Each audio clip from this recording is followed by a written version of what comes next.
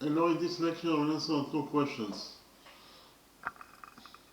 In the first question, we find out the length of this line segment AQ is equals to x. We have to find out the value of x. And in the second question, we will find out the area of this quarter circle AOB. So we start with the first question. In the drawing, we have semicircle APCB. We know that this is line segment CQ. Is equals to 6 units in its length. This is line segment, this is called CB. This is equals to 5 units in its length. This is the angle PQC. This is the right angle. In addition, we know that this is arc PA. This is equals to arc CB in its length. Those two arcs are equal to each other in their lengths. Again, our task is to find out the length of this short line segment AQ is equals to x. We have to find out the value of x. So first of all, this is peripheral angle ACB. Peripheral angle ACB subset on chord AB. That is the diameter of this semicircle, and according to Rule 7, any peripheral angle that subtends on the diameter of the circle or semicircle must be equal to 90 degrees in its size. So, repeat quickly on Rule 7.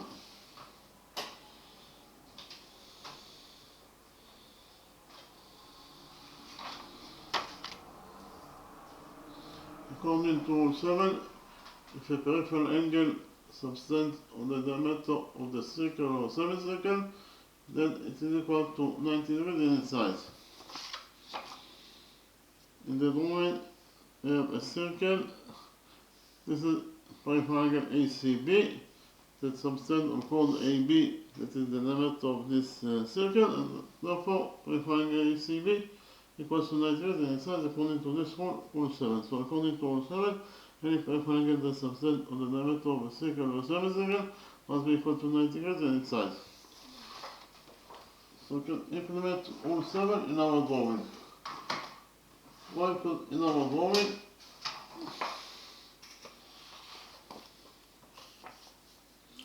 this is peripheral angle ACB that subtends on chord AB, that is the diameter of this semicircle, and therefore, according to Rule 7, peripheral angle ACB must be equal to 90 degrees in its size.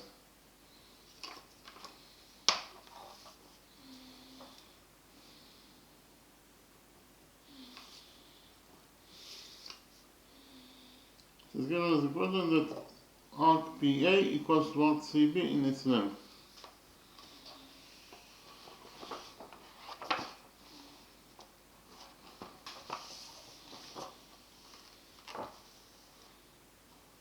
Arc PA equals to arc CB in its length. The rounded sign in both PA and CB is a sign for arc. If this arc PA equals to arc CB. So here we can implement Rule 56 in our drawing.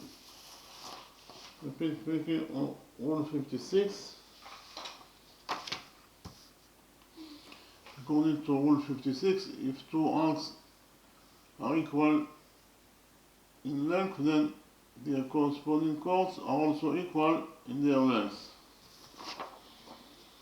In the drawing, we have a circle. This is arc AB. This is equal to arc CD in its length. Those two arcs are equal to each other in their lengths, and therefore the corresponding chords of those two arcs must be also equal to each other in their lengths. The corresponding chord of this arc is chord AB, and the corresponding chord of this arc is chord CD. According to this rule, Rule 56, those two corresponding chords must be also equal to each other in their lengths. That is to say, chord AB equals to chord CD. We can implement Rule 56 in our drawing. In our drawing, those two arcs are equal to each other in their lengths. We join points P and A together by a straight line.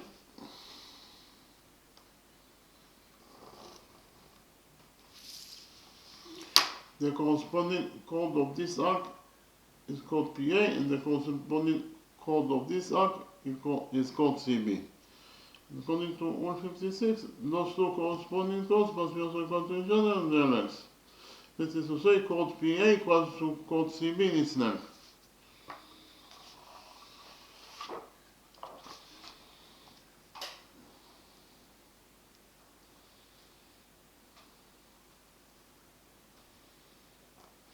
According to Rule 56.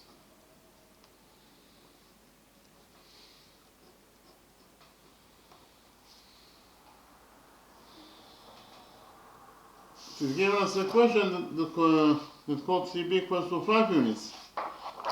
So we can write here that CB equals to 5. And for this equation, chord PA equals to chord CB equals to 5. We will learn that chord PA must be also equal to 5 units in its length. PA equals to 5.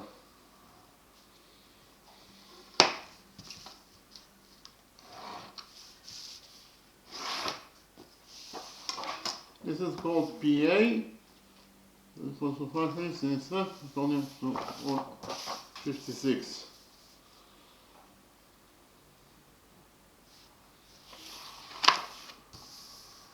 In the next step, we will join points P and C together by a straight line.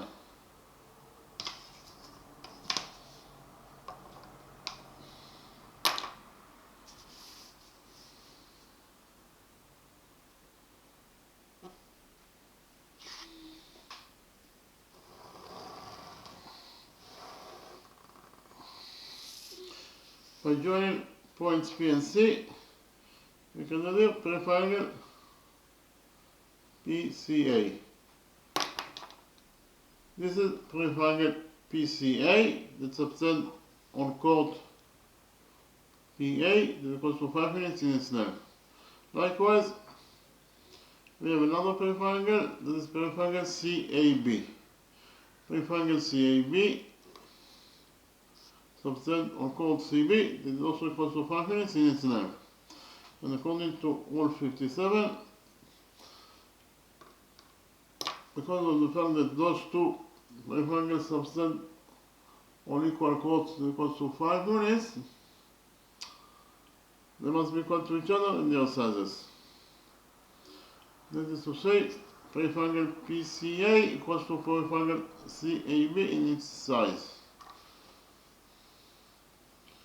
Triangle PCA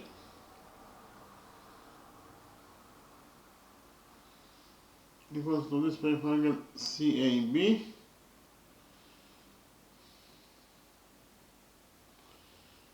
in its size, according to Rule 57.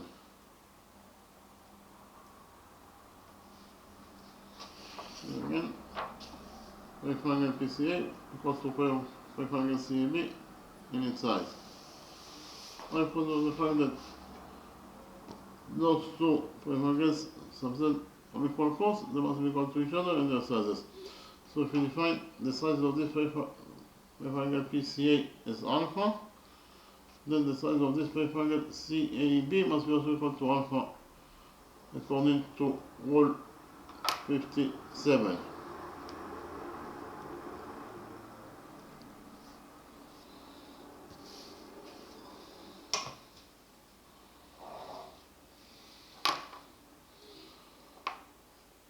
In the next step, we will focus on this right green triangle PCQ.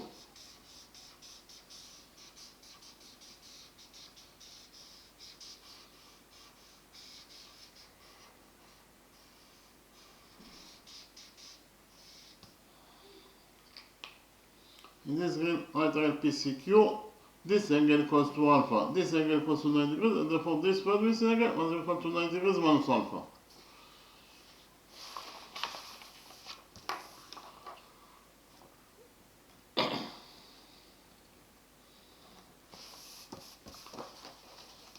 Why? Because 90 degrees minus alpha plus alpha is 90 degrees, and 90 degrees plus 90 degrees plus 90 degrees, it is equal to 180 degrees. That is the sum of the angles in any triangle. Likewise, in this lower right triangle ABC, this angle equals to alpha, this angle equals to 90 degrees, and therefore this third missing angle must be equal to 90 degrees minus alpha.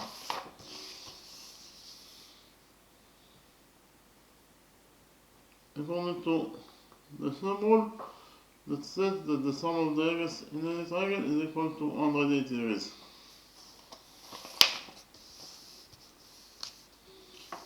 In the next step, we will prove that the green right triangle PCQ is similar to the right lower triangle ABC according to angle similarity rule.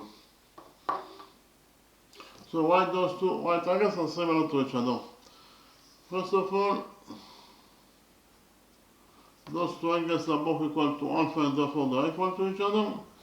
In addition, both those two angles are both equal to 90 degrees minus alpha and therefore they are equal to each other. And finally, those two angles are both equal to 90 degrees and therefore they are equal to each other. So actually prove that all the angles of this green right triangle PCQ are correspondingly equal to all those angles of this right triangle ABC, and therefore those two right triangles are similar to each other according to angle similarity rule. So write it down. We actually prove that this green right triangle PCQ is similar. This is the sign of similar to this right lower triangle ABC according to angle similarity rule.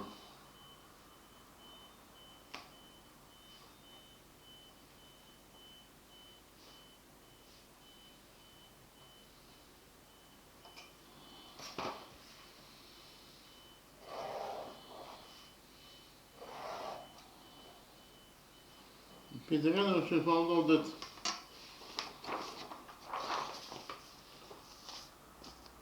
the green right triangle PCQ is similar to the right lower triangle ABC according to angle similarity rule. And from the fact that those two right triangles are similar to each other, we will derive that the following relationship exists between their sides. We will derive that side PQ of this green right triangle PCQ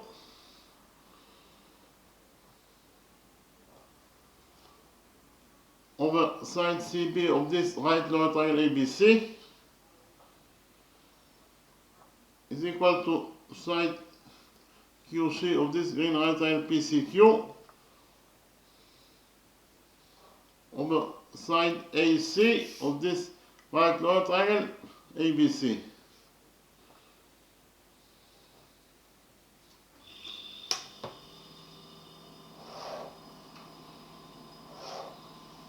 Repeat again, from the fact that those two right triangles are similar to each other, we will derive that the following relationship exists between their sides.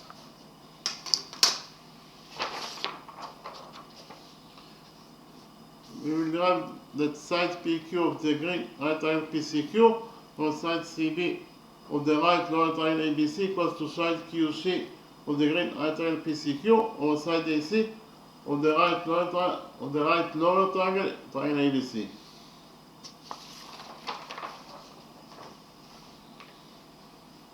PQ is the missing side, so we leave it as it is. Over CB, CB equals to 5. According to what is given as the question, and it is equals to QC. QC is 6, also according to what is given as the question. Over AC. AC in total equals to x plus 6 units in its length.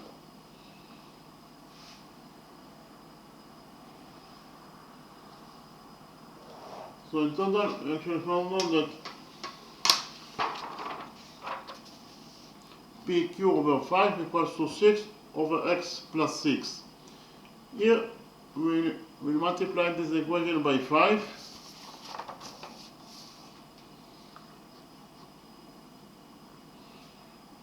And we will get that the missing side PQ is equal to 5 times 6, that is 30. So in total, this expression equals to 30 over x plus 6.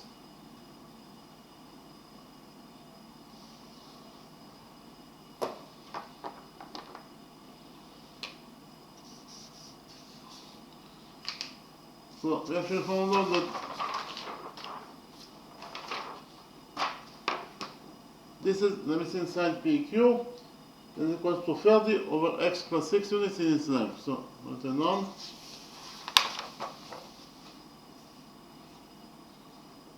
PQ equals to 30 over x plus 6 units in its length.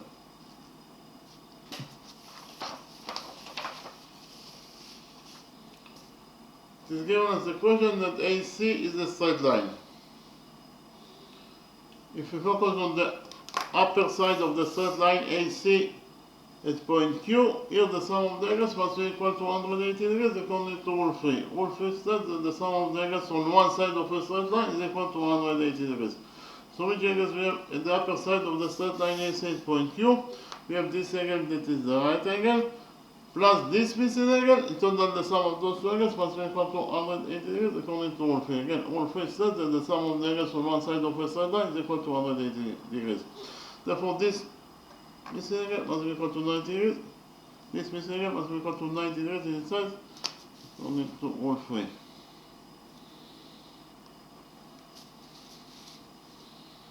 And therefore, triangle APQ is a right angle. And again, triangle APQ is a right angle. So in the next step, we will implement the Pythagoras theorem on this right triangle, triangle APQ.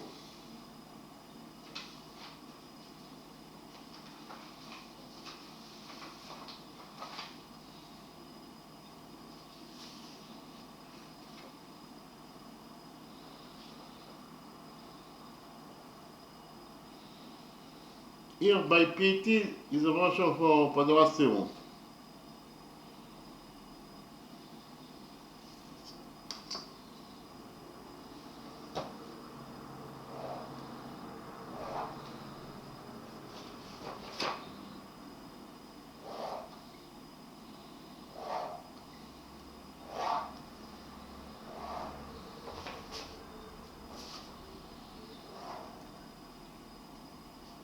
According to the Pythagoras theorem, in any right triangle, the square of the hypotenuse equals to the sum of the squares of the perpendiculars. Repeat again, the square of the hypotenuse equals to the sum of the squares of the perpendiculars.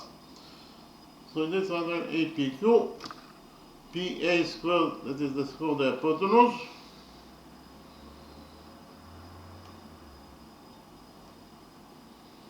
equals to PQ squared plus AQ squared.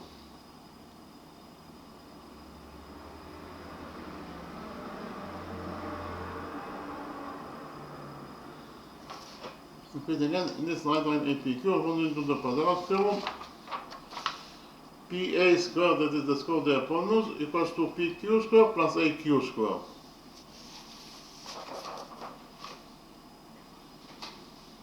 PA is 5, therefore PA squared is 5 squared, that is 25. And it is equals to PQ squared. PQ is 30 over x plus 6, and therefore PQ squared equals to 30 over x plus 6 squared.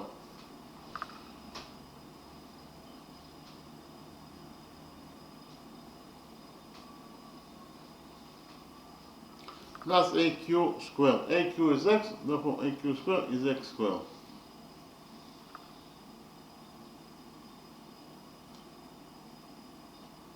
X is equals to AQ, and AQ is the last element that we are looking for in this question. So in total, we should find out that 25 equals to 30 over x plus 6 square plus x square. So 25 equals to 30 over x plus 6 square. 30 over x plus 6 squared equals to 30 squared, that is 900, over x plus 6 squared. And again, in total this expression 30 over x plus 6 squared equals to 900 over x plus 6 squared plus x squared. So 25 equals to 900 over x plus 6 squared plus x squared. Here we will multiply x squared by x plus 6 squared, and then we will divide it by x plus 6 squared in order to have a common part of this expression. So we have x squared, we will multiply it by x plus 6 squared, and then we will divide it by x plus 6 squared, so we change nothing. It is allowable to multiply anything by 1. So in total, if you roll down the 25 equals to 900 plus x squared times x plus 6 squared over x plus 6 squared. Here we multiply this equation by x plus 6 squared,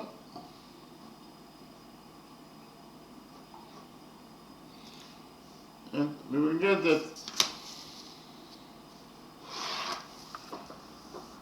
25 times x plus 6 squared equals to 900 plus x squared times x plus 6 squared.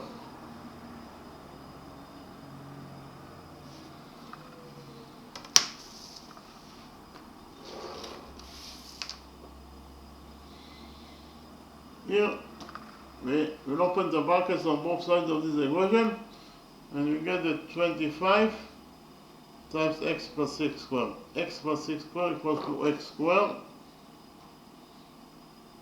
plus 6 squared, that is 36, plus 2 times x times 6, that is 12x, equals to 900 plus x squared times x plus 6 squared. X plus 6 squared equals to x squared plus 6 squared, that is 36, plus 2 times x times 6, that is 12x. So again, we will open the brackets on both sides of this equation.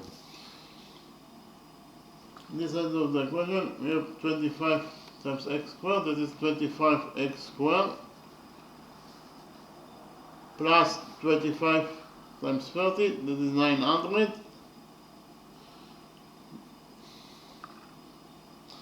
plus 25 times 12x, that is 300x, equals to 900 plus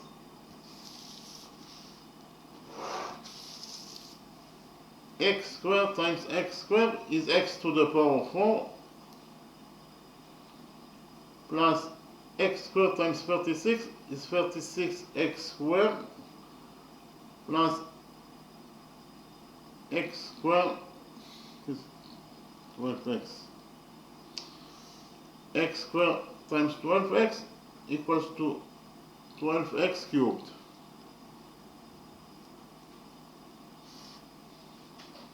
So in total, if you round the 25x squared plus 900 plus 300x equals to 900 plus x to the power of 4 plus 36x plus 12x cubed. Here we have 900 on both sides of this equation, so 900 will get cancelled. After cancel 900, in this side of the equation we left only with 25x squared plus 300x equals to, on this side of the equation we have x to the power of 4 plus 12x cubed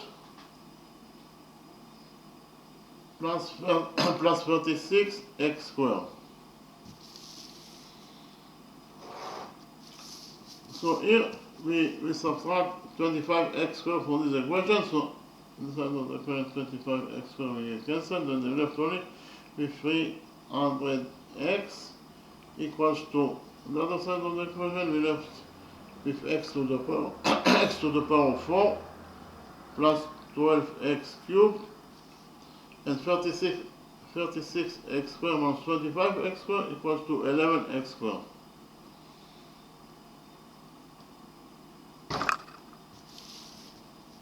Here we will subtract 300x from this equation, so in this side of the equation we have the clamping, this is to say 0.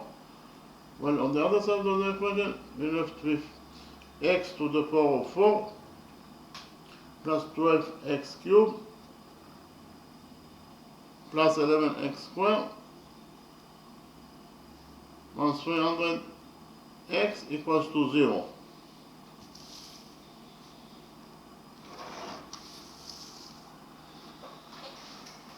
So here we take out x as a common factor from those four expressions, and we will get that we took x as a common factor from those four expressions. So inside the brackets we left with x cubed plus 12x squared plus 11x minus 300 equals to 0. With again of the two x as a common factor from those four expressions, we got that x times x cubed plus 12x squared plus 11x minus 300 equals to 0.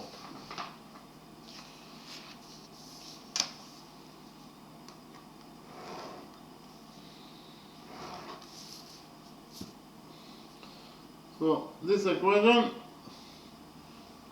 has two solutions that are possible. The first solution is that x equals to 0.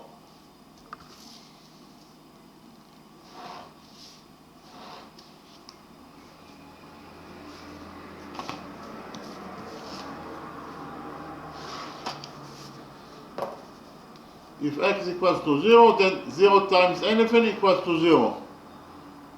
And we get that the left side of this equation, that is 0, equals to the right side of this equation, that is 0. 0 equals to 0.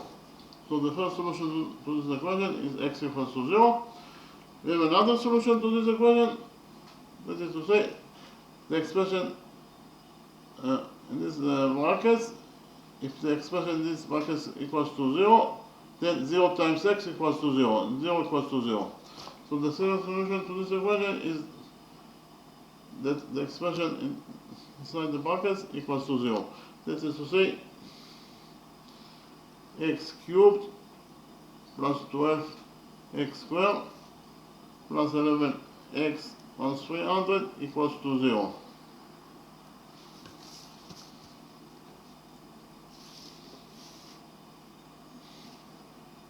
So the first solution to this equation is that x equals to 0. But the problem is that x can never be equal to 0. Why x can never be equal to 0? Because x is the length of line segment AQ. So x is a length, it must be a positive number. Repeat again, x is a length, it is the length of line segment AQ, must be a positive number.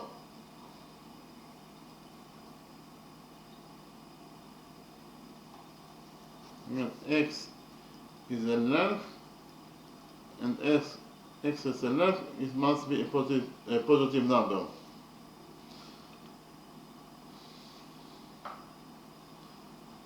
Zero is definitely not a positive number, and therefore x can never be equal to 0, it must be a positive number. So we cancel this solution to this equation because x can never be equal to 0.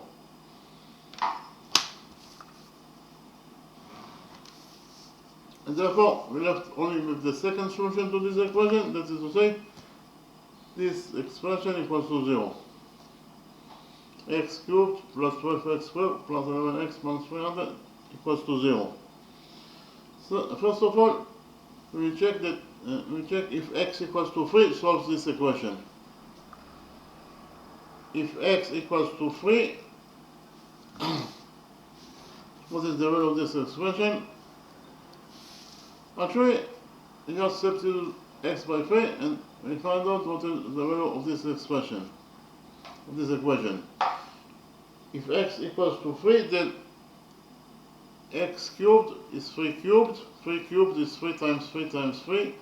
That is 27 plus 12x squared. X is 3, therefore x squared is 3 squared. That is 9, and 9 times 12 is 108. Plus 11x. X is 3, so 11x is 11 times 3, that is 33. Minus 300, it must be equal to 0. 27 plus 108 plus 33, in total it is equal to 168. So here 168 minus 300 is definitely not equal to 0. Therefore, x equals to 3 is not a solution to this equation. In the next step, we check if x equals to 4 is the solution to this equation.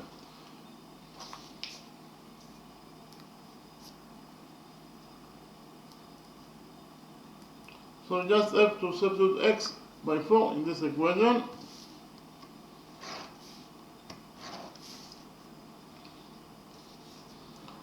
So x cubed is 4 cubed, and 4 cubed is 4 times 4 times 4. 4 times 4 times 4 is 64. Plus 12x squared. X is 4, therefore x squared is 4 squared, it is 16, and 16 times 12 is 192. Plus 11x. X is 4, so 11x is 11 times 4, that is 44. Minus 300 equals to 0. 64 plus 44 is 108. So 108 plus 192 minus 300 equals to 0. 108 plus 192 is 300. And 300 minus 300 equals to 0. Indeed equals to 0. So x equals to 4 solves this equation. Again, if x equals to 4, then this equation is 2.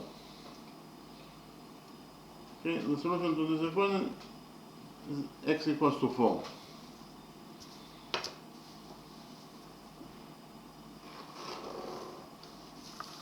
And therefore, this equation, that is to say, x cubed plus 12x squared plus 11x minus 300 equals to 0. Because of the fact that x equals to 4 is the solution to this equation, we can present this expression in a different way. This equation and this expression equals to x minus 4 times x squared plus 16x plus 75. Repeat again. Those two expressions are identical. If you just open the brackets of this expression, you will get that this expression is equal to this expression. But again, those two expressions are identical. But this expression equals to 0, and therefore this identical expression must be also equal to 0. Now, it is very easy to solve this equation. It is identical to this equation.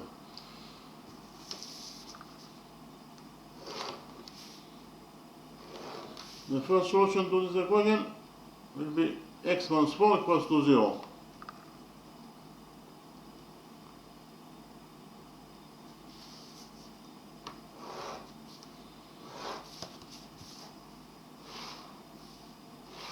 If x minus 4 equals to 0, then 0 times anything is 0. Get that the left side of the equation equals to the right side of the equation. That is to say 0 equals to 0. X minus 4 equals to 0, so if we add 4 to this equation, we get that x equals to 4.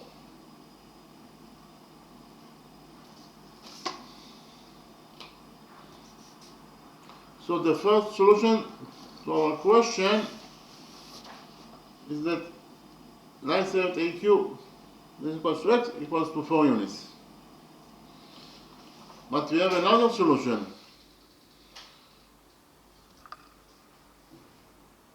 If this expression inside the brackets equals to 0, then 0 times x minus 4 equals to 0. So the second solution to this equation is that x squared plus 16x plus 75 equals to 0. Again, 0 times x minus 4 equals to 0. And we get that 0 equals to 0.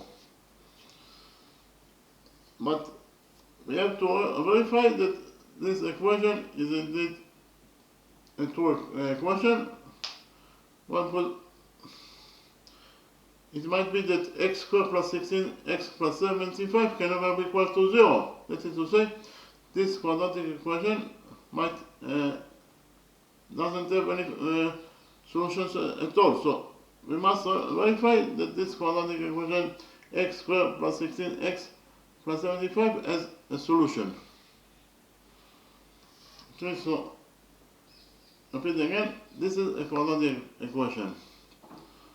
And the general formula for a quadratic equation is as follows. Ax squared plus bx plus c equals to 0. This general formula, a, b, and c are the coefficients of the quadratic equation, and x is the variable that we are looking for. And we find out the value of x according to the following formula. X equals to minus b plus minus square root of b squared plus 4 times a times c over 2a.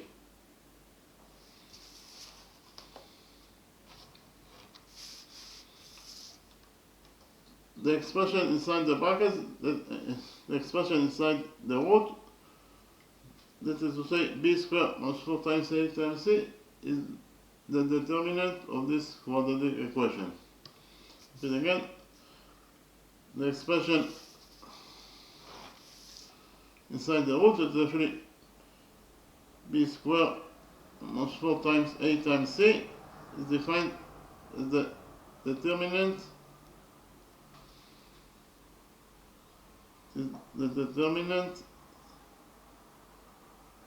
of this quadratic equation.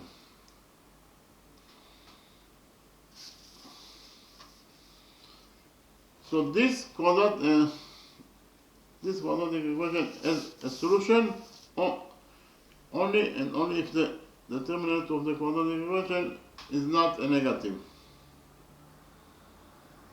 Repeat again, if the determinant of the quadratic equation, that is to say b squared plus 4 times a times c, is a negative, then this equation has no solution at all. So we just have to find out the determinant of our specific quadratic equation, that is to say x squared plus 16x plus 75 equals to 0, in order to verify that this quadratic equation has a solution. If the determinant of our specific quadratic equation is a negative number, then the quadratic equation will not have solutions at all.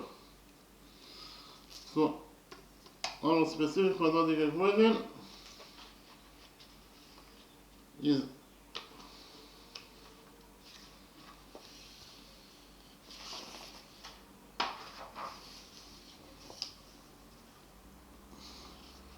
x squared plus 16x plus 75 equals to 0. First of all, what is the coefficient of our specific quadratic equation? The coefficient A equals to 1, the coefficient B equals to 16, the coefficient C equals to 75.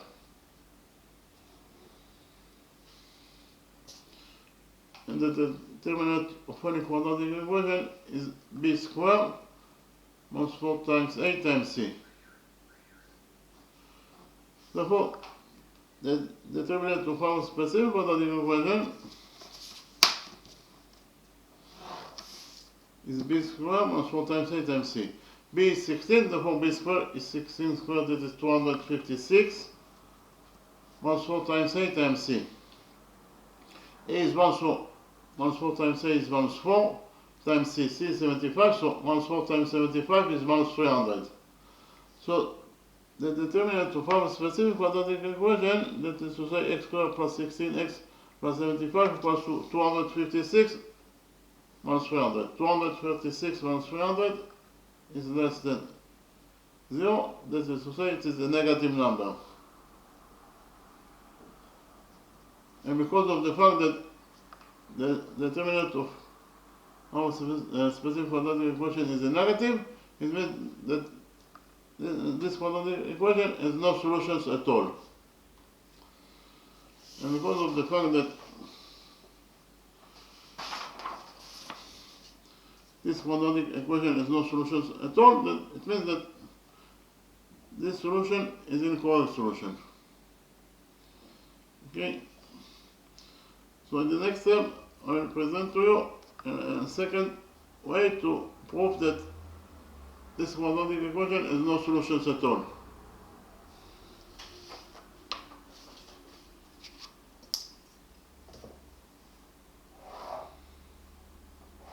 So why the quadratic equation x squared plus 16x plus 75 has no solutions at all?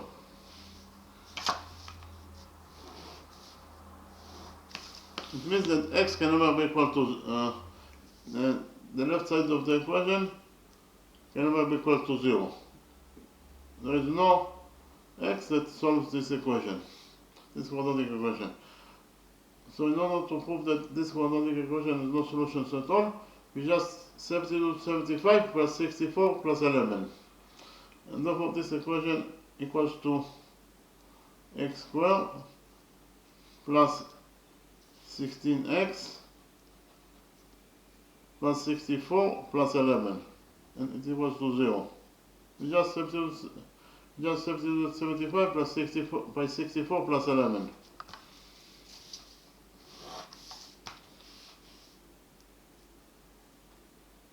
X squared plus 16x plus 64 equals to x minus 8 squared. If you just open the brackets of x minus 8 squared, we find out that x minus 8 squared equals to x squared plus 16x plus 64, and we have also to add 11, and it equals to 0. Here we subtract 11 from this equation, and finally get that x minus 8 squared equals to minus 11.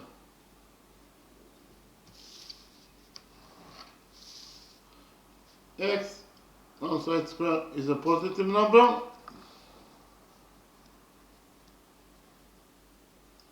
while minus 11 is a negative number. And a positive number can never be equal to a negative number. So, due to the contradiction, we must conclude that this quadratic equation is not solution at all. Okay, so I presented to you two different ways that proves that this quadratic equation is no solution at all.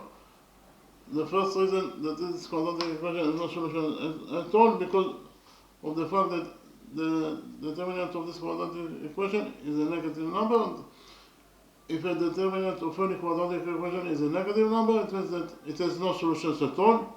The second reason that this quadratic equation is no solution at all, why? Because by solving this For the equation, you have to a contradiction, and due to the contradiction, we must conclude that this quadratic equation has no solutions at all. And therefore, the only solution to this equation is that x equals to 4.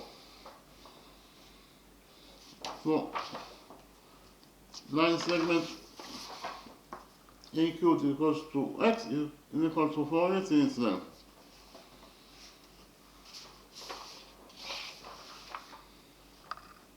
And so AQ equals to x is equal to 4 units in its length. So I finished the answer of the first question. In the next step, I present to you the second question, and we will solve the second question of this lecture.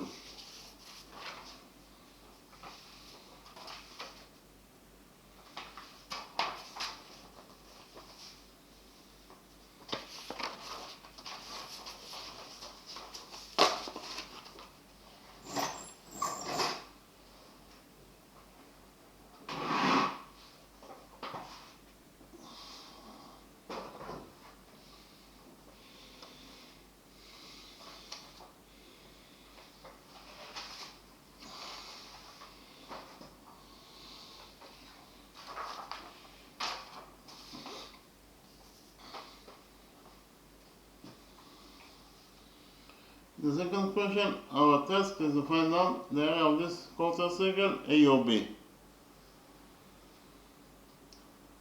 So in the drawing we have quarter circle AOB.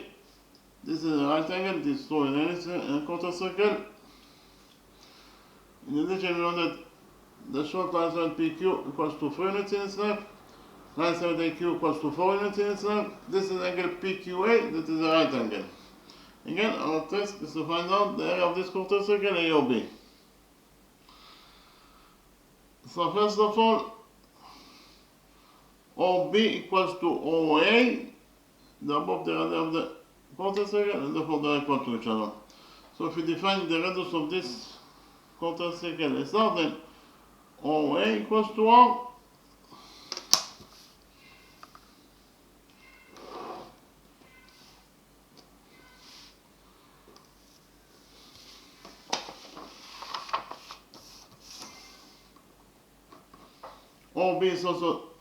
OB is also the radius of this quarter circle, and therefore it equals to R, according to our definition.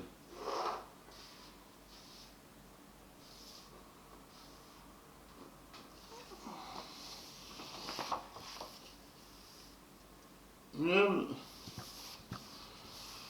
the rule that says that in front of equal sides in the triangle there are equal angles. Again, we have the rule that says that in front of equal sides in the triangle there are equal angles.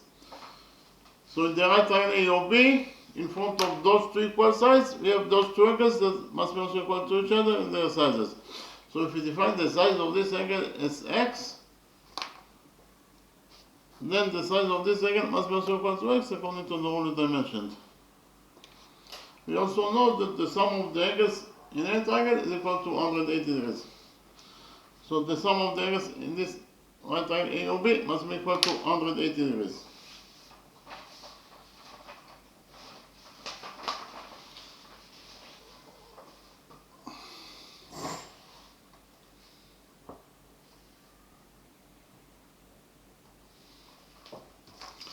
So which angles we have in this right triangle AOB? X plus x is 2x, 2x plus 9 degrees, in total must be equal to 180 degrees. Then again, in the right triangle AOB, the sum of the angles must be equal to 180 degrees. That is to say, 2x plus 9 degrees in total must be equal to 180 degrees, according to the rule that the sum of the angles in any triangle is equal to 180 degrees.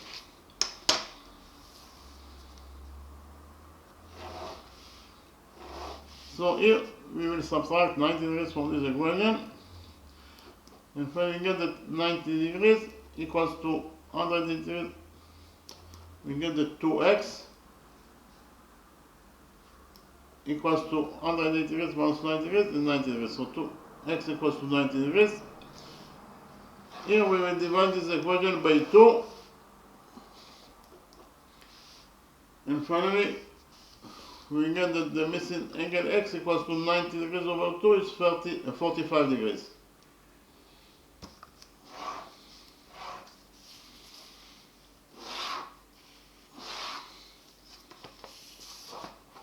Those two angles are both equal to x, and therefore each of them is equal to 45 degrees in its size.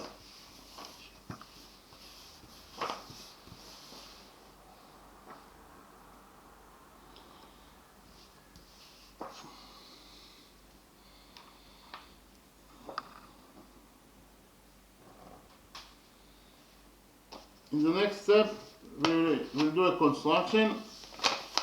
That is to say, from point O, that is the center of this quarter circle, we will do perpendicular on BA. Again, from point O, we will do perpendicular on BA.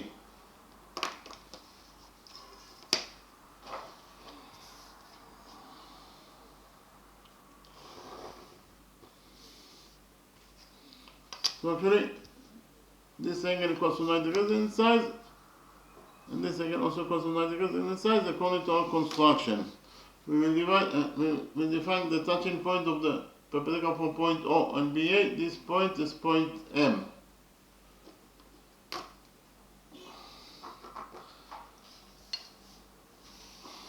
By doing this construction, you can derive the right triangle AMO. In the right triangle AMO, the sum of the areas must be equal to 180 degrees. So which angles we have in this right triangle AMO?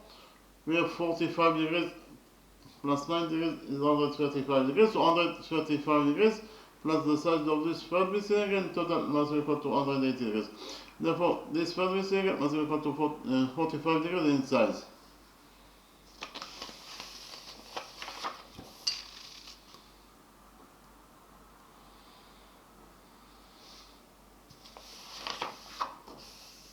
We have another rule that says that in front of equal angles in the triangle, there are equal sides. Again, the rule says that in front of equal angles in the triangle, there are equal sides. So if we focus on the right triangle AMO, in front of those two equal angles, we have those two sides that must be also equal to each other and their lengths. That is to say, AM equals to MO. So in the right triangle AMO,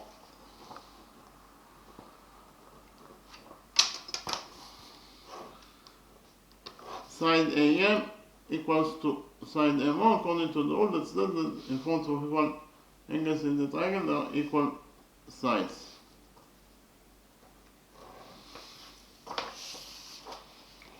We define the length of this line segment QM as x. So AM in total equals to 4 plus x or x plus 4. Again, AM in total equals to x plus 4. So you can write here that AM equals to x plus 4. And from this equation, AM equals x plus 4 equals to AM equals to MO. We derive that MO must be also equal to x plus 4 units in its length.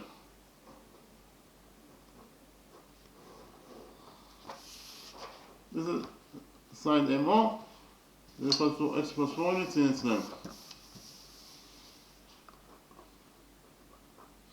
And therefore, the right triangle AMO is also an associated triangle because of the fact that those two sides are equal to each other. Each of them is equal to x plus 4. So in the next step, we will implement the Pythagoras theorem on this right triangle AMO. According to the Pythagoras theorem, in any right triangle, the square of the hypotenuse equals to the sum of the sides of the perpendiculars.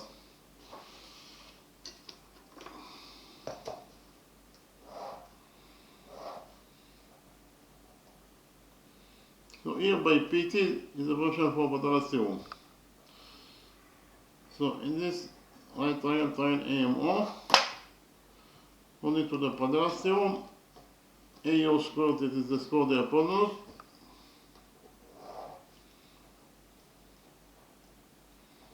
equals to AM squared plus MO squared. But again, in this right triangle AMO, according to the Pythagoras theorem,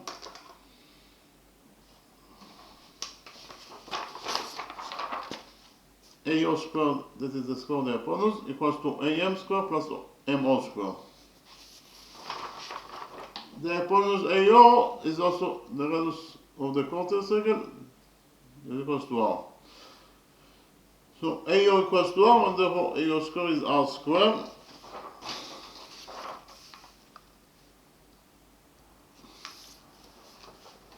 And it equals to AM squared. AM is x plus 4, and therefore AM squared is x plus 4 squared.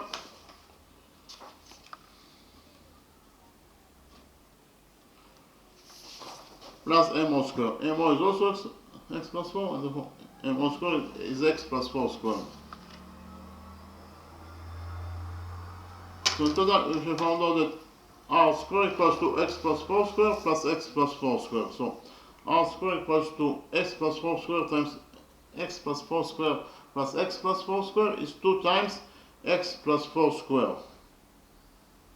So in total, we have found out that R squared equals to 2 times x plus 4 squared.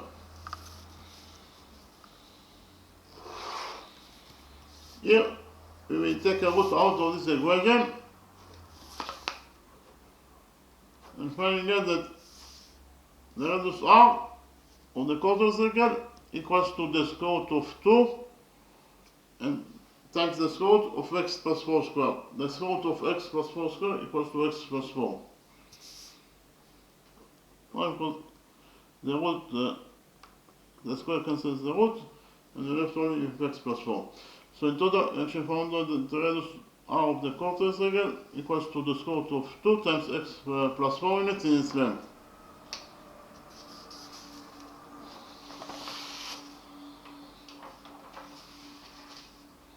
This is the radius AO of this quarter circle, and it equals to the square root of 2 times x plus 4 units in its length.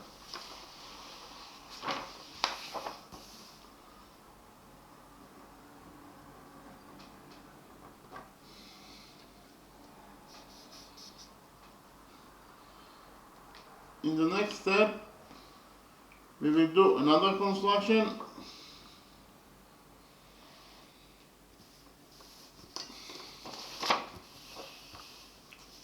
That is to say, from this short line segment PQ, we will draw perpendicular on point P. Again, on this short line segment PQ, we will draw perpendicular at point P.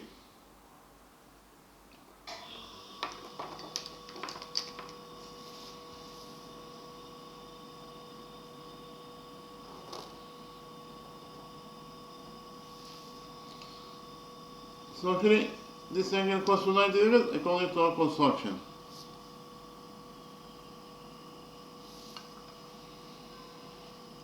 And we will extend the perpendicular OM by straight line until it touches the perpendicular from point P.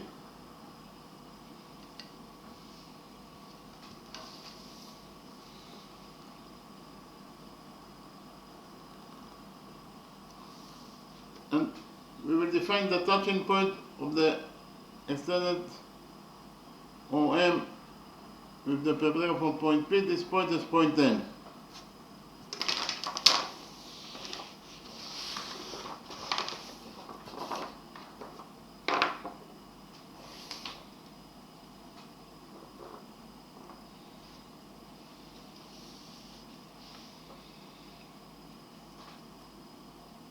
It is given us a question that AB is a straight line. So if we focus on the upper side of the straight line AB at point Q, here the sum of the areas must be equal to 180 degrees according to rule 3. Rule 3 says that the sum of the areas on one side of a straight line is equal to 180 degrees. So which areas we have at the upper side of the straight line AB at point Q? We have this angle that is a right angle, according to what is given as a question. And plus this missing angle, in total the sum of those two angles must be equal to 180 degrees according to rule 3. Therefore this missing angle must be equal to 90 degrees in its size.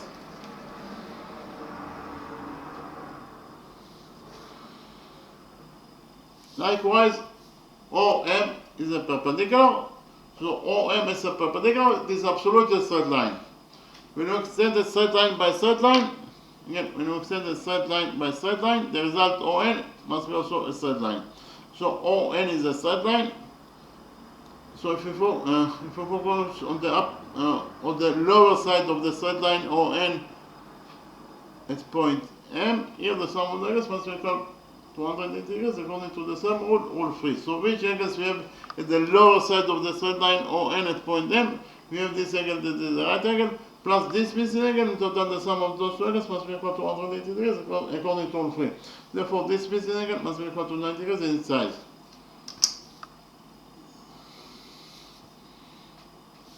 So in this quadrilateral NMQP, we have 1, 2, 3 right angles. This is a right angle according to our construction, and those two angles are also, both of them are right angles according to rule 3. The sum of 3 right angles is 270 degrees, so 270 degrees plus the size of this fourth missing angle, in total the must be equal to 360 degrees according to the rule that said that the sum of the angles in any quadrilateral is equal to 360 degrees. So it is known.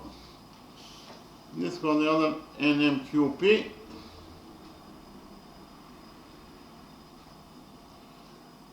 the sum of the angles must be equal to 360 degrees.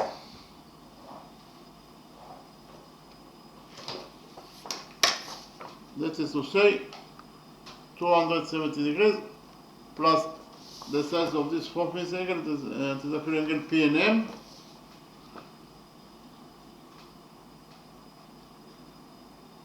In total, the sum of the four angles must be equal to 360 degrees according to the rule that said that the sum of the angles in any quadrilateral is equal to 360 degrees. Here we will subtract 270 degrees from this equation and find that the missing angle P and M, the missing four angle P and M, is equal to 360 degrees minus 270 degrees is 90 degrees.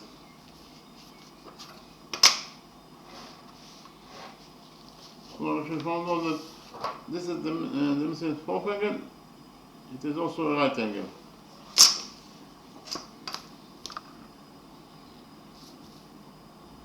And therefore, in quadrilateral PMQP we have 4 right angles, and therefore we can relate to quadrilateral NMQP as a right angle because it has 4 right angles.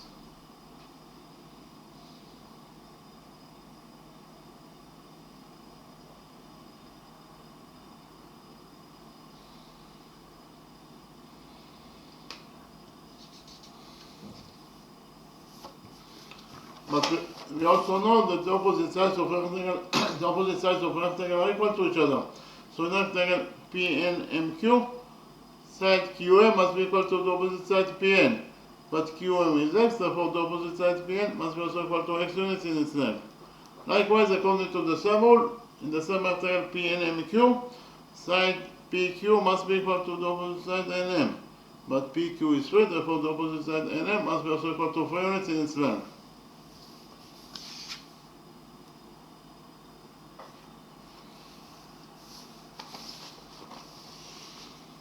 In the next step, we will join points O and P together by straight line.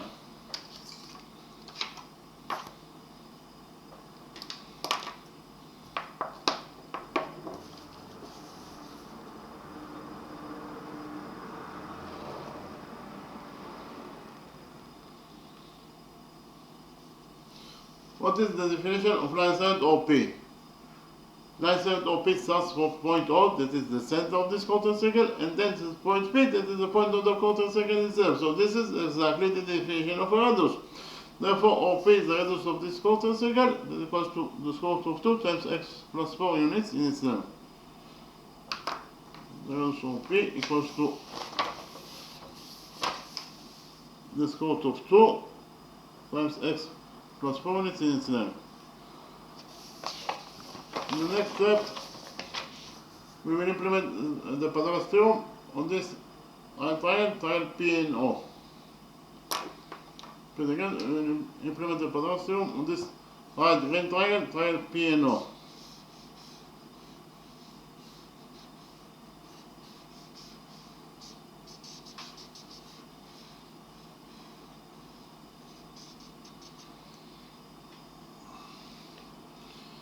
So in the right triangle P and O,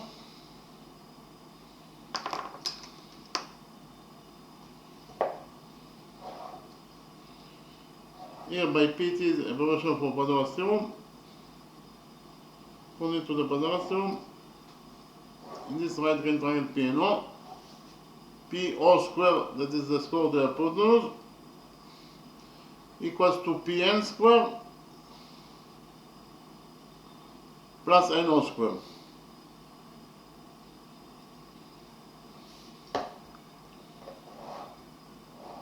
Repeat again, in the great right triangle P and O, according to the Pythagoras theorem, PO squared, that is the square of the hypotenuse, equals to PN squared plus NO squared.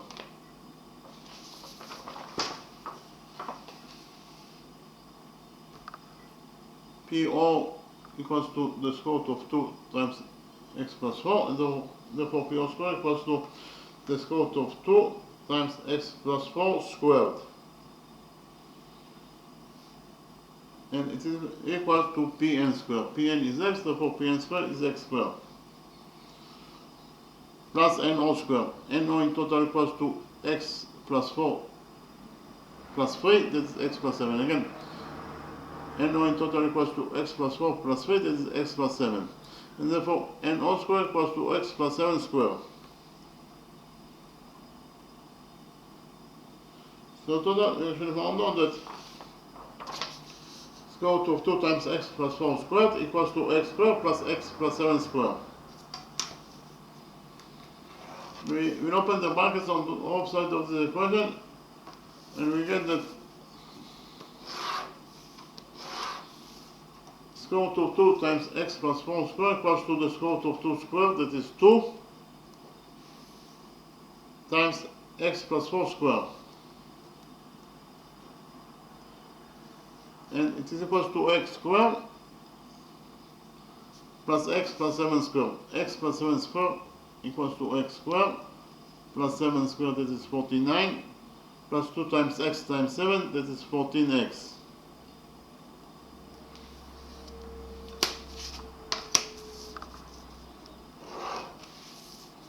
This side of the equation we have 2 times x plus 4 squared. So it is 2 times x plus 4 squared. X plus 4 squared equals to x squared plus 4 squared, that is 16, plus 2 times x times 4, that is 8x, and it is equals to x squared plus x squared is 2x squared plus 49 plus 14x.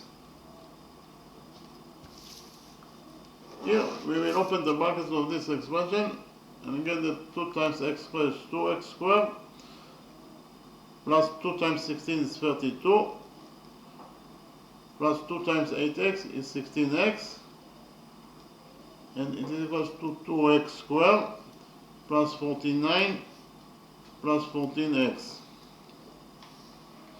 Here we have 2x squared on both sides of this equation, so 2x squared we get cancelled. After we cancel 2x squared, in this side of the equation we have to only be 32 plus 16x. But on the other side of the equation we left with 49 plus 14x. Here we subtract 14x from this equation, and again in this side of the equation we have 32, 16x plus 14x is 2x. On the other side of the equation we have 49, 14x plus 14x is 0. So in total 32 plus 2x equals to 49. Here we subtract 32 from this equation, and we get that 2x equals to 49 minus 32 is 17. 2x equals to 17.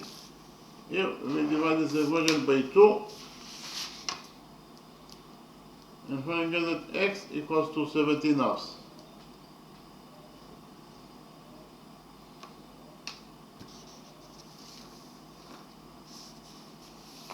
So actually, this is the side Pn, and it equals to x, and x equals to 17 halves. Likewise, Qm equals to x, and x equals to 17 halves. So Qm equals to 17 halves. Our text is to find out the area of this quarter circle, A or B.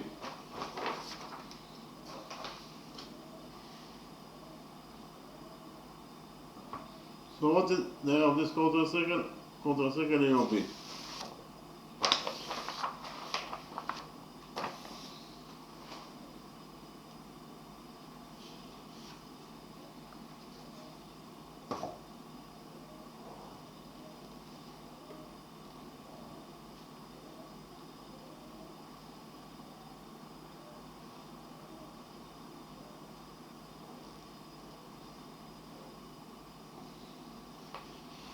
Okay, again, answers is to find out the area of this quarter circle, A or B. So what is the area of quarter circle, A or B? The area of any quarter circle equals to the area of the circle, that is pi times the radius of the circle squared,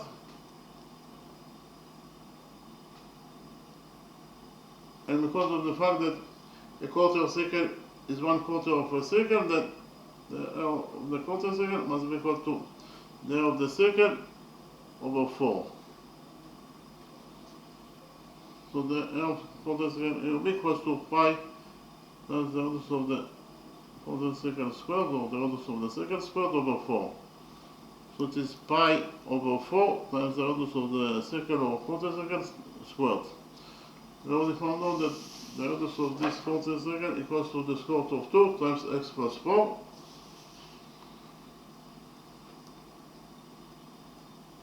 And therefore, the radius squared equals to the square root of 2 times x plus 4 squared. So the area of quarter circle A or B is total equals to pi over 4 times square root of 2 times x plus 4 squared. Square root of 2 times x plus 4 squared equals to the square root of 2 squared, that is 2 times x plus 4 squared. 2 over 4 is 1/2, so in total this expression equals to pi over 2 times x plus 4 squared.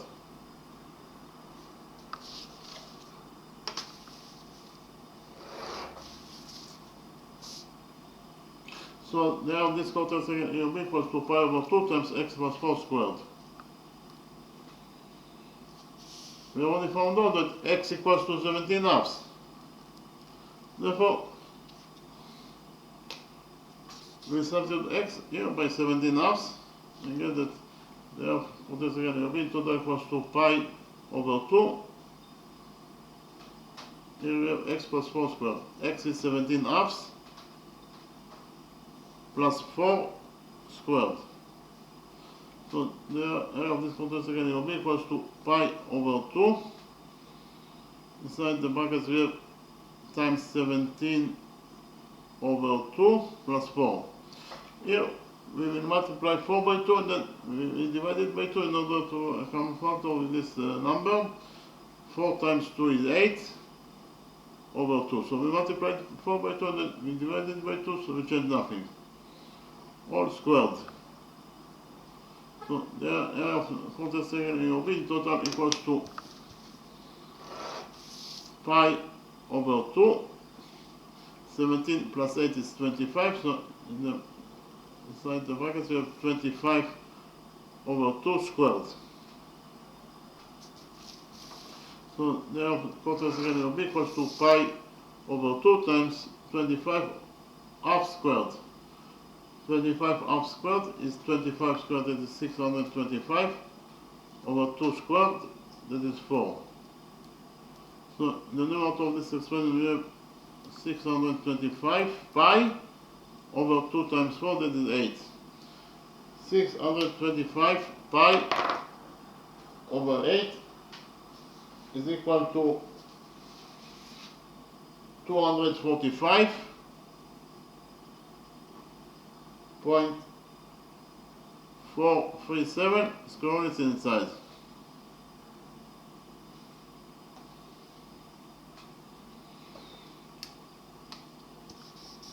So, if we found out that the area that we are looking for in this question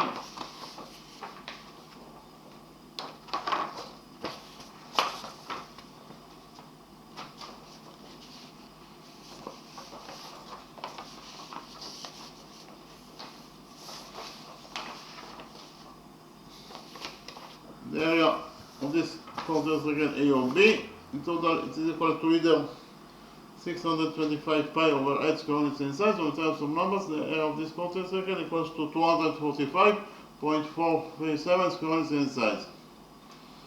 So we finished to answer the second question.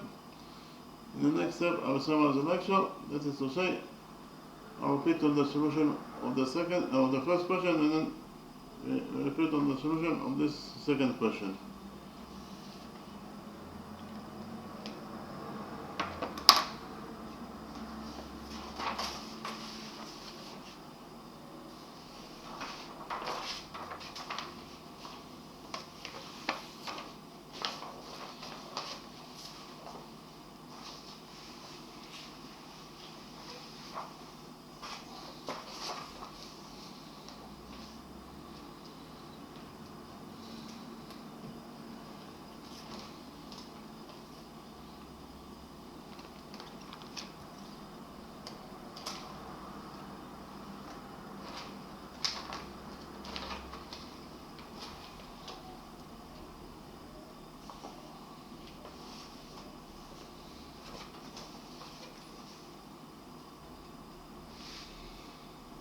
In the first question, our task was to find out the length of this short line segment AQ is equal to x. We had to find out the value of x.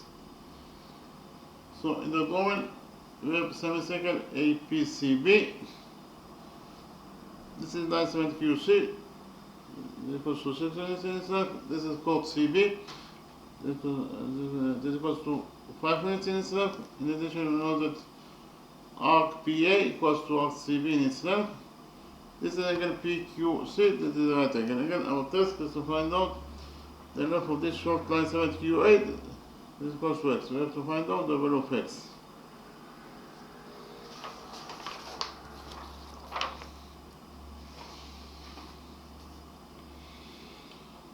So, we have here point angle ACB. This is point angle ACB. That subtend on chord AB. This is the diameter of the semicircle.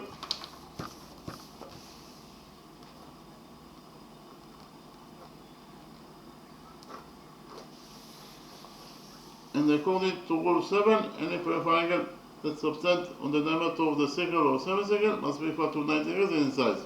Angle ACB subtend on AB, that is the diameter of this semicircle, and therefore angle ACB must be equal to 90 degrees in size according to rule 7.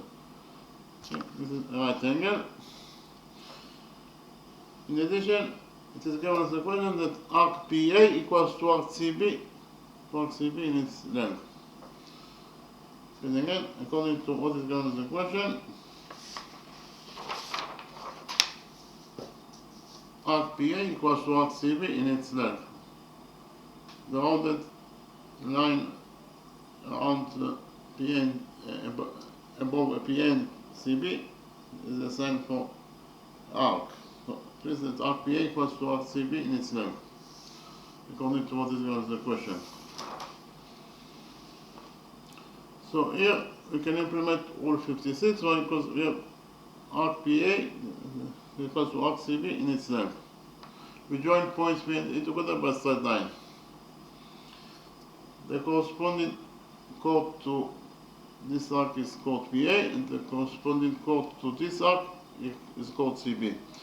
And according to rule 56, if two arcs in the circle or semicircle are equal to each other in their lengths, then their corresponding chords must be also equal to each other in their lengths. Again, according to rule 56, if two arcs in the circle or semicircle are equal to each other in their lengths, then their corresponding chords must be also equal to each other in their lengths.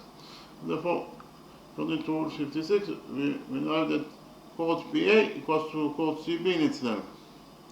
The corresponding chords to those two arcs is PA and CB. They must be equal to each other in their length. So chord PA equals to chord CB in its length according to rule 56.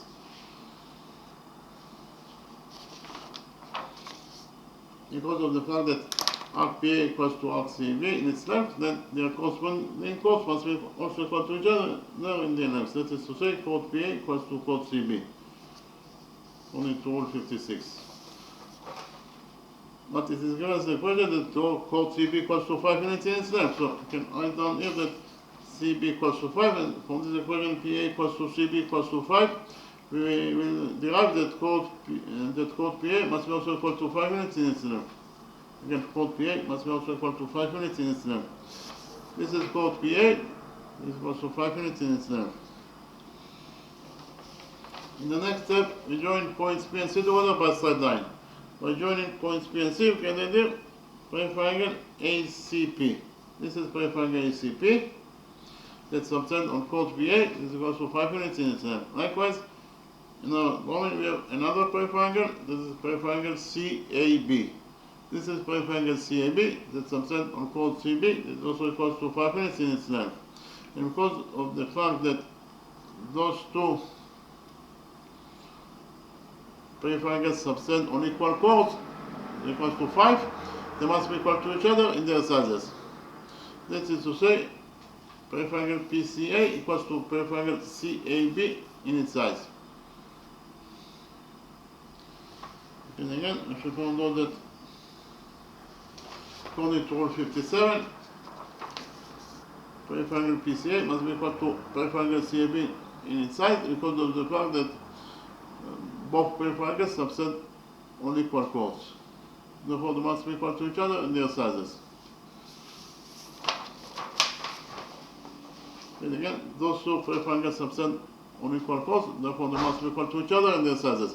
So if you define the size of this triangle PCA as alpha, then the size of this triangle CAB must be also equal to alpha, according to rule 56.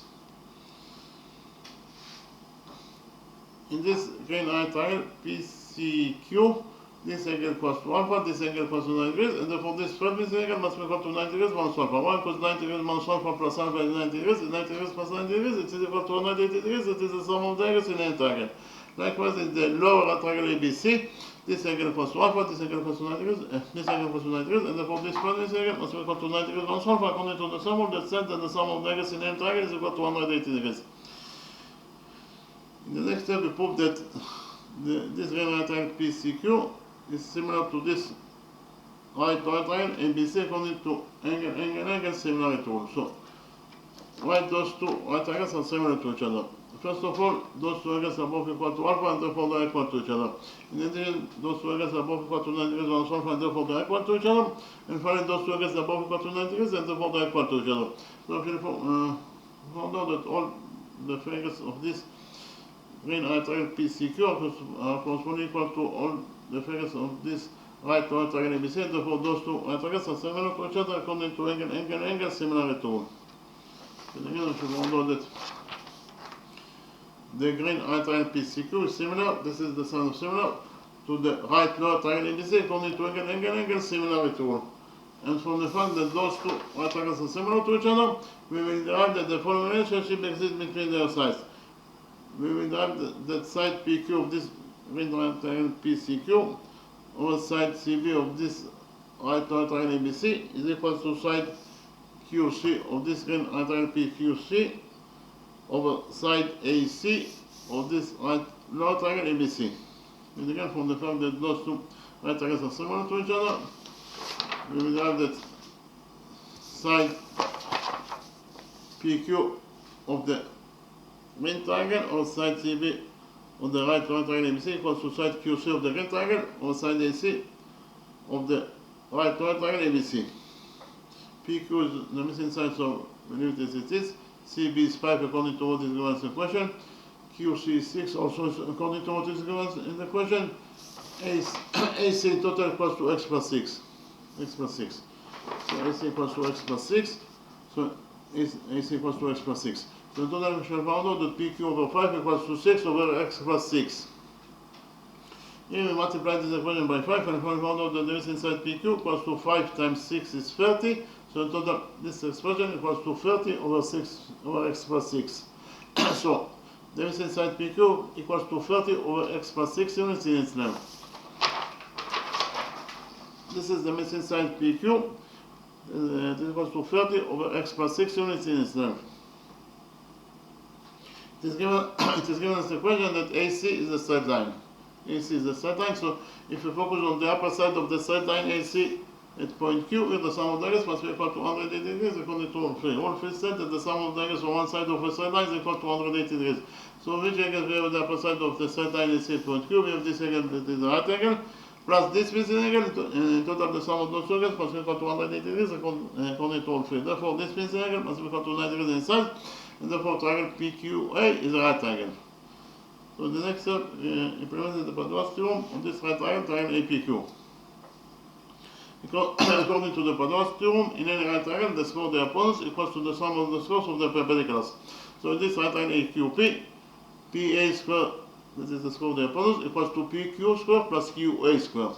But again, this right triangle PQA, according to the Padoas theorem, PA square, that is the square of the opponents, equals to PQ square plus QA square. P is 5, therefore PA square is 5 squared, that is 25, and it equals to PQ square. PQ is 30 over x plus 6, therefore PQ square is 30 over x plus 6 square, plus AQ square. AQ is x, so AQ square is x square. So in total, we should found out that 25 equals to 30 over x plus 6 square plus x square. So 25 equals to 30 over x plus 6 square, 30 over x plus 6 square equals to 30 square, that is 9, over x plus 6 square, plus x square. So 25 equals to 900 over x plus 6 square plus x square. Here we multiplied x square by x plus 6 square and then we divided by x plus 6 square in order to have a common factor with this expression.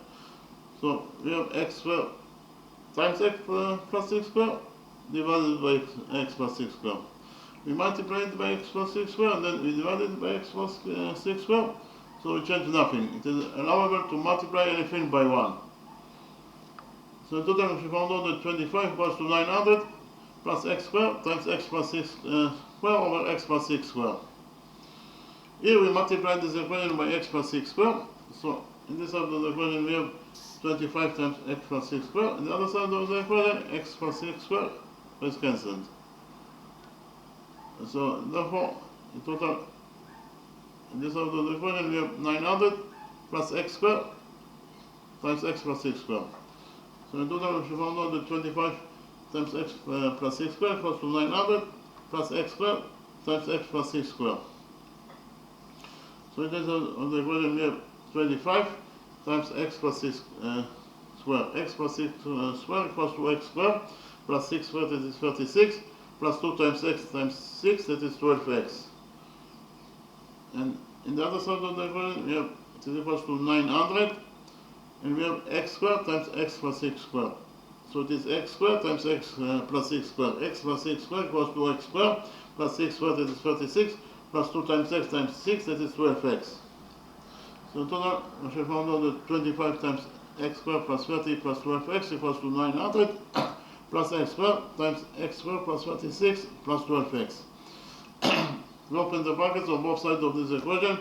25 times x square is 25x square, plus 25 times 30 is 25 times 36 is 900, and 25 times 12x is 300x. And it equals to 900. We have here, open the brackets of this expression, x square times x square is x to the power 4, and x square times 36 is 36x square, and x square times 12x is 12x cubed. So here we have 900 on both sides of this equation, so 900 will get cancelled. After we cancel 900, inside of the equation we left only with 25x squared plus 300x, while on the other side of the equation we left with x to the power 4 plus 12x cubed plus 36x squared. Here we subtract 25x squared from this equation, so in this side of the equation we left with only 300x, while on the other side of the equation we have x to the power 4 plus 12x cubed and 36x squared minus 25x squared. 36x squared minus 25x squared is 11x squared. In total, we should know that 300x equals to x to the power 4 plus 12x cubed plus 11x squared. Here we subtracted 300x from this equation, so in this side of the equation we left with nothing, that is to say 0, while on the other side of the equation we have x to the power 4 plus 12x cubed plus 11x squared minus 300x equals to 0.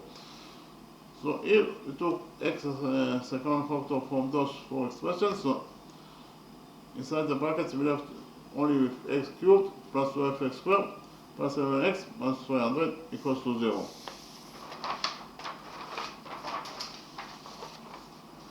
Repeat again, after we took as a common factor from the equation,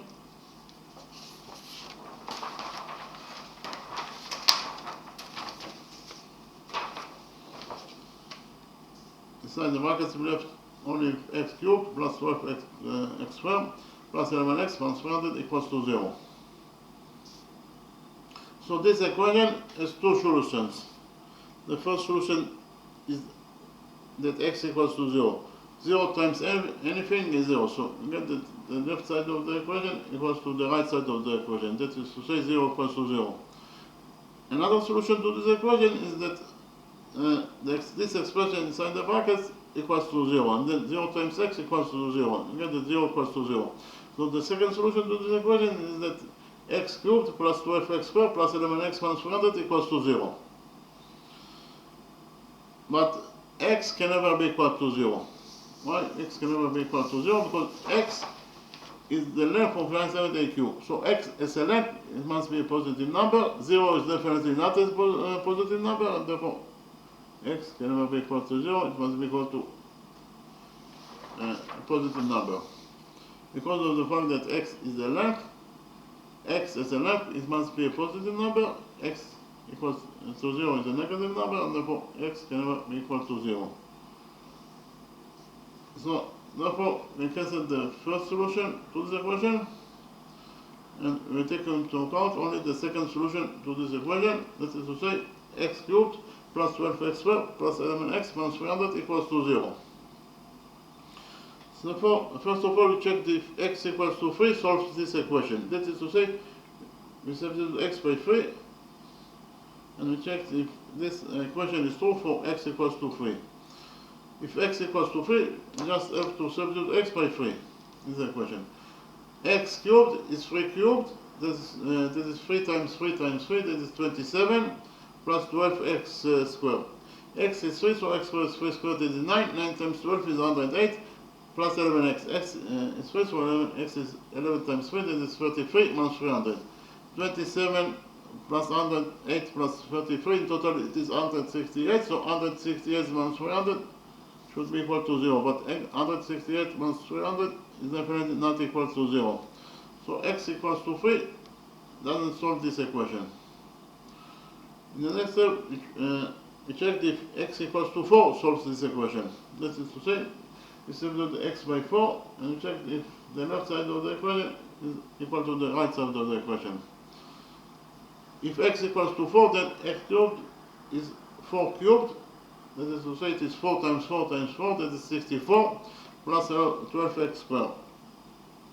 X is 4, so x squared is 4 squared, that is 16, times 12. 16 times 12 is 192, plus 11x. X is 4, so 11x is 11 times 4, that is 44, minus 300.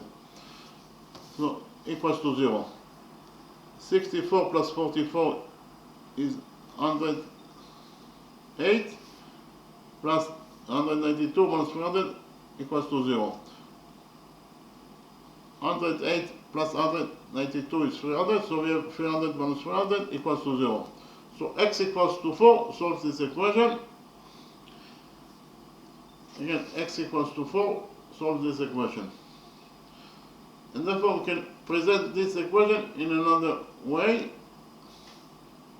This equation x3 plus 12x squared plus 7x plus 11x equals to 0 can be presented in a different way.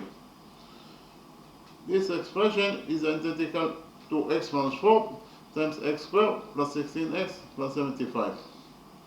Actually, if we open the brackets of this expression, we find out that those two expressions are identical.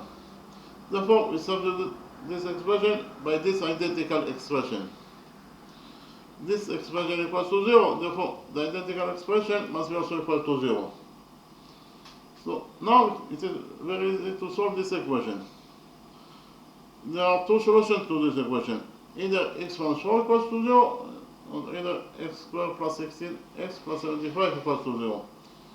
Okay, if x minus 4 equals to 0, then 0 times anything is 0. So x minus 4 equals to 0. We added 4 to the equation and I found out that x equals to 4. So the first solution to this question is that line side a cubed and equals to x is equal to 4 units.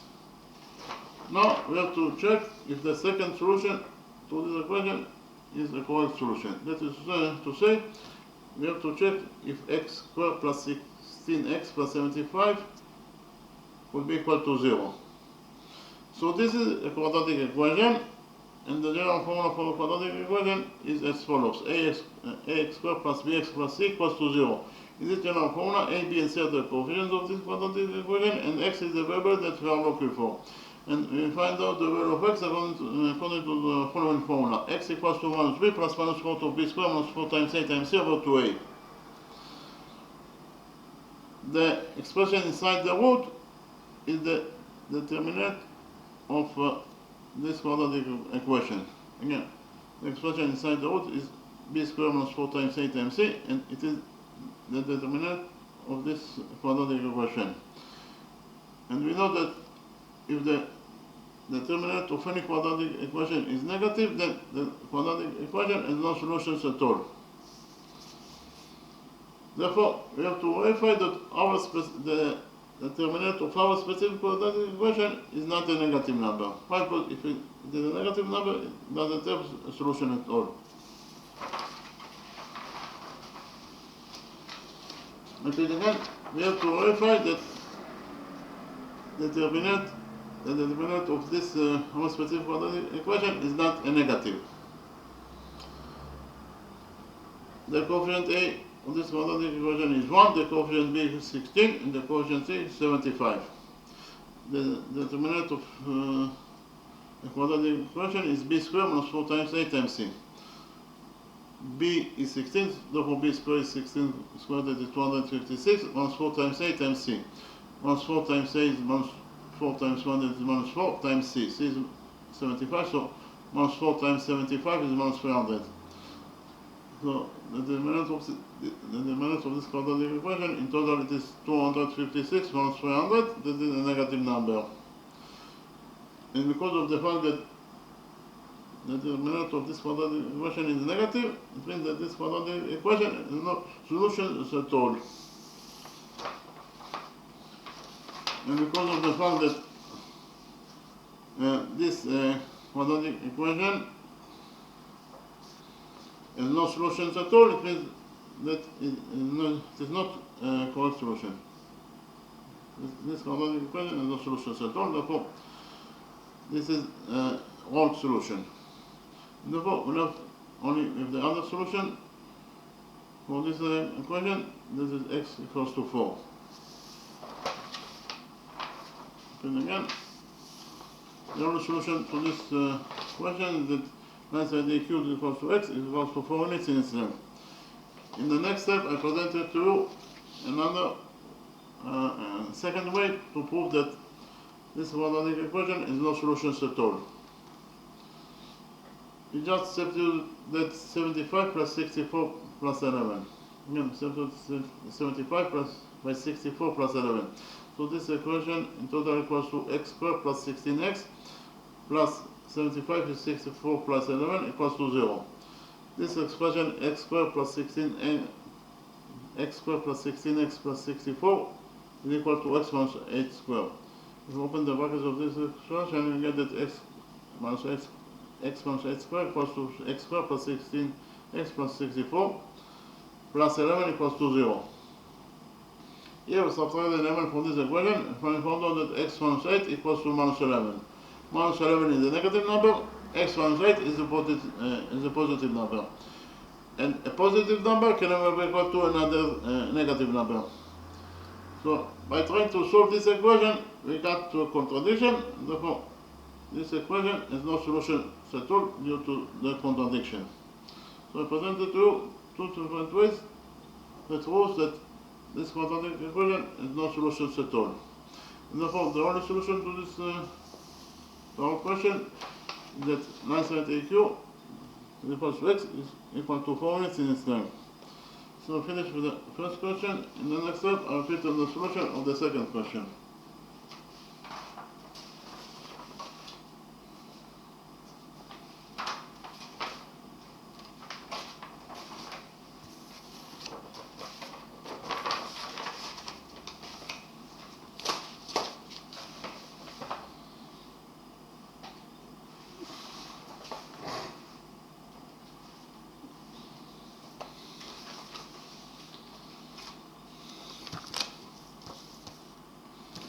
In the first question, our test was to find out the area of this quarter circle A or B.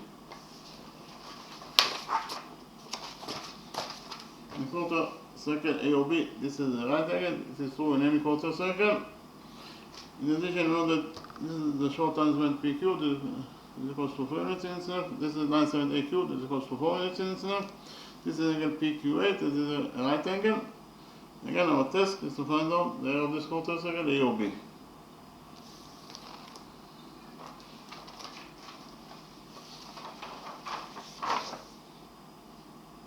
First of all, OA equals to OB, they're both the radius of the quarter circle and therefore they're equal to each other. If we define the radius of this quarter circle as R, then OA equals to R and OB is also equal to R, they're both the radius of the quarter circle. Here, this is the right angle A or B. We have the rule that in front of equal sides in the triangle, there are equal angles. So in the right triangle A or B, in front of those two equal sides, we have those two angles that must be also equal to each other and their sizes. So if we define the size of this angle as x, then the size of this angle must be also equal to x, according to the rule that I mentioned.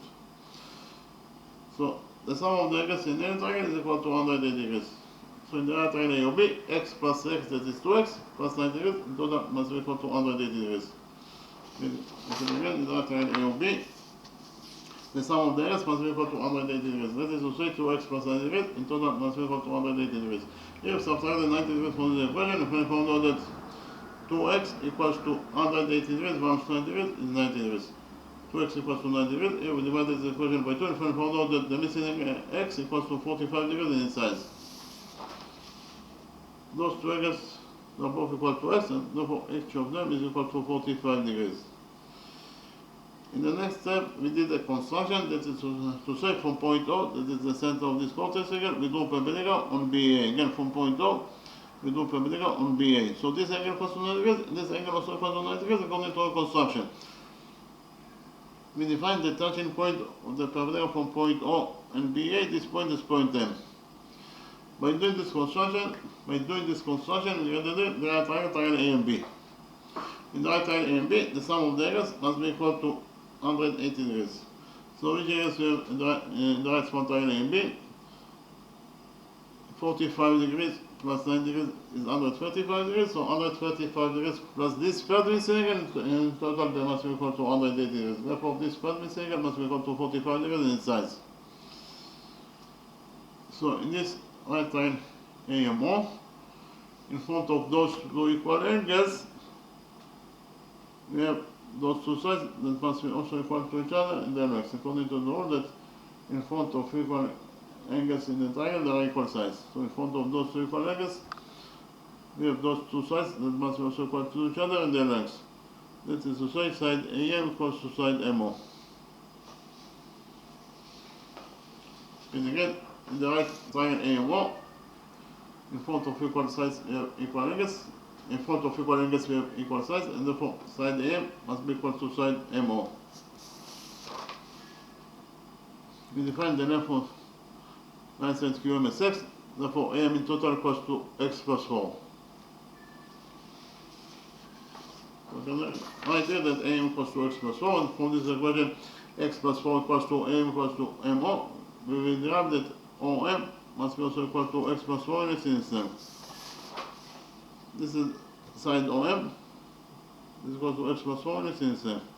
Therefore, the right triangle AMO is also an associated triangle because OM equals to MA equals to x plus 4. In the next step, we implement the Pythagoras theorem on this right triangle AMO. according to the quadratic theorem, in any right triangle, the square of the hypotenuse equals to the sum of the sides of the perpendicular. So in this right triangle AMO, AO squared is the square of the hypotenuse equals to AM squared plus MO squared. And again, in the right triangle AMO, according to the quadratic theorem, AO squared is the square of the hypotenuse equals to AM squared plus OM squared. AO is the radius of this quarter circle, this equals to R. If AO is out, then AO squared is R squared, and this equals to AM squared. AM is x plus 4, therefore AM squared must be equal to x plus 4 squared.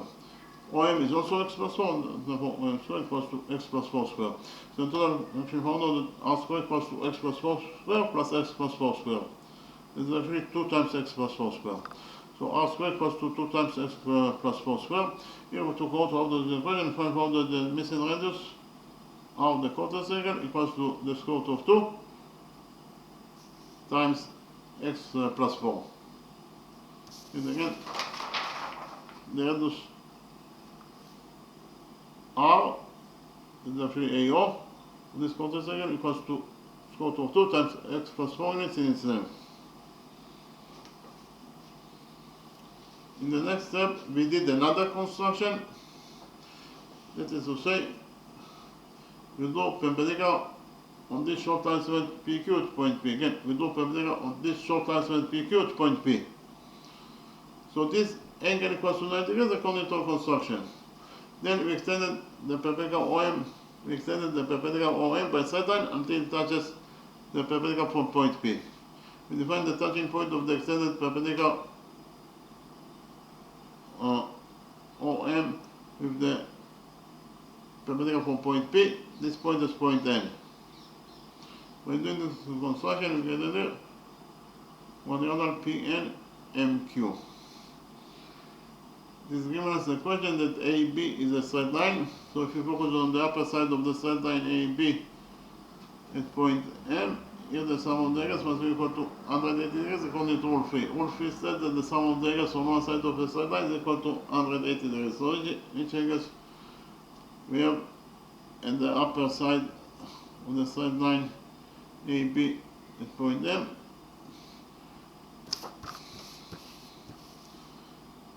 and again, according to rule 3, the sum of the angles on the upper side of the straight line AB at point Q must be equal to 180 degrees. So which angles we have at the upper side of the straight line AB at point Q? We have this angle, this is the right angle, plus this missing angle. In total, the sum of those two angles must be equal to 180 degrees according to rule 3. Therefore, this missing angle must be equal to 90 degrees in its size. Likewise, OM is a perpendicular, so OM is a perpendicular, it is absolutely a straight line. When you extend a straight line by straight line, the result ON must be also a straight line. So ON is a straight line. If you focus on the lower side of the straight line OM at point M, here the sum of the angles must be equal to 180 degrees according to the same rule, rule 3. So which angles we have at the lower side of the straight line OM at point M? We have this angle that is the right angle, plus this missing angle. In total, the sum of those two angles must be equal to 180 degrees. Therefore, this missing angle must be equal to 90 degrees in its size. So in quadrant NMQP, we have 1, 2, 3 angles. This angle equals to 90 degrees according to our construction, and those two angles also equal to 90 degrees according to all 3. So in total, in quadrant NPQM, we have 3 angles. The sum of 3 angles is 270 degrees. So 270 degrees plus the size of this fourth angle in total must be equal to 360 degrees. According to the rule, it said that the sum of the angles in any quadrant is equal to 360 degrees. And again, in this quadrant NMPQ, in quadrant NMPQ, the sum of the angles must be equal to 360 degrees. That is to say, 270 degrees plus the size of the fourth missing angle, that is actually angle P and M, in total must be equal to 360 degrees. Here we subtracted 270 degrees from this equation. If I found out the missing angle P and M, the missing fourth angle P and M equals to 360 degrees plus 270 degrees is 90 degrees. So this is the missing angle P and M, this is also a right angle. Therefore, quadrant PNMQ has 4 right angles, and therefore we can relate to quadrant PNMQ as a rectangle. But we also know that the opposite sides of a rectangle are equal to each other. So in the rectangle MQP, side QM equals to the opposite side PN. But QM is x, therefore the opposite side PN must be also equal to x units in itself. Likewise, according to the sum rule, in the sum material NMQP, side PQ must be equal to the opposite side NM. But PQ is 3, therefore the opposite side NM must be also equal to 3 units in itself. In the next step, we join points O and P together by straight line. Repeat again, we join points O and P together by straight line. Point O is the center of the quarter circle, point P is the point of the quarter circle. Therefore, OP is the radius of this quarter circle. Is equal to the square root of 2 times x plus 4. In the next step, we implement the Pater's theorem. This right triangle P and O.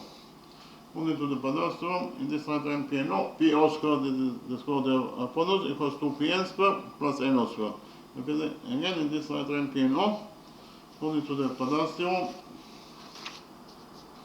PO squared is the square of the hypotenuse equals to Pn squared plus NO squared. PO is the radius of this quarter circle.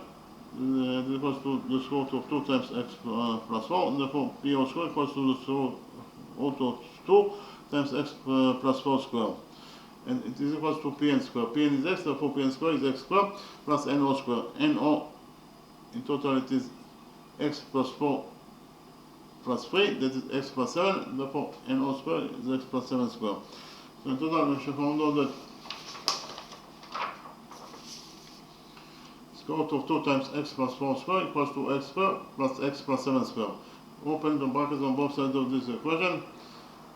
Square root of 2 times x plus 4 squared equals to the square root of 2 squared, that is 2, times x plus 4 squared. So in total this expression equals to 2 times x plus 4 squared, and it is equals to x squared, and we have x plus 7 squared. X plus 7 squared equals to x squared plus 7 squared, that is 49, plus 2 times x times 7, that is plus 14x.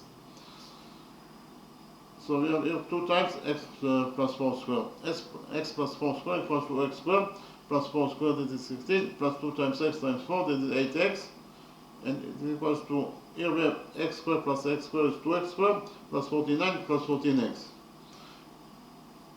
We open the brackets of this expression. 2 times x squared is 2x squared plus 2 times 16 is 32. 2 times 8x is 16x. And it is equal to 2x squared plus 49 plus 14x. Here we have 2x squared on both sides of this equation. So 2x squared we can cancel. After we cancel 2x squared, in this side of the equation we left only 32 plus 16x, while on the other side of the equation we left with 49 plus 14x. So in total we should find out that 32 plus 16x equals to 49 plus 14x. Here we subtracted 14x from this equation. So we have in this side of the equation 32, and 16x plus 14x is 2x. And here we left only with 49. So in total 39 plus 2x equals to 49. Here we subtracted 32 from this equation. And if I found out that 2x equals to 49 minus 32 is 17. So 2x equals to 17. Here we divided this equation by 2, and if I found out that x equals to 17 halves. This is 9:7 p.m. Pn is equal to x, and therefore it is equal to 17 halves. Next, likewise, Qm is equal to x is equal to 17 halves units in its name. Our task is to find out the area of this quarter circle AOB. Our task is to find out the area of a quarter circle AOB. The area of any quarter circle equals to the area of the circle over 4. A quarter circle is 1/4 of a circle. The area of any circle is pi times the radius of the circle squared, and therefore the area of the quarter circle must be equal to pi times the radius of the circle squared over 4. So it is pi over 4 times the radius squared. The radius of this quarter circle is equal to the square root of 2 times x plus 4, and therefore the radius squared equals to the square root of 2 times x plus 4 squared.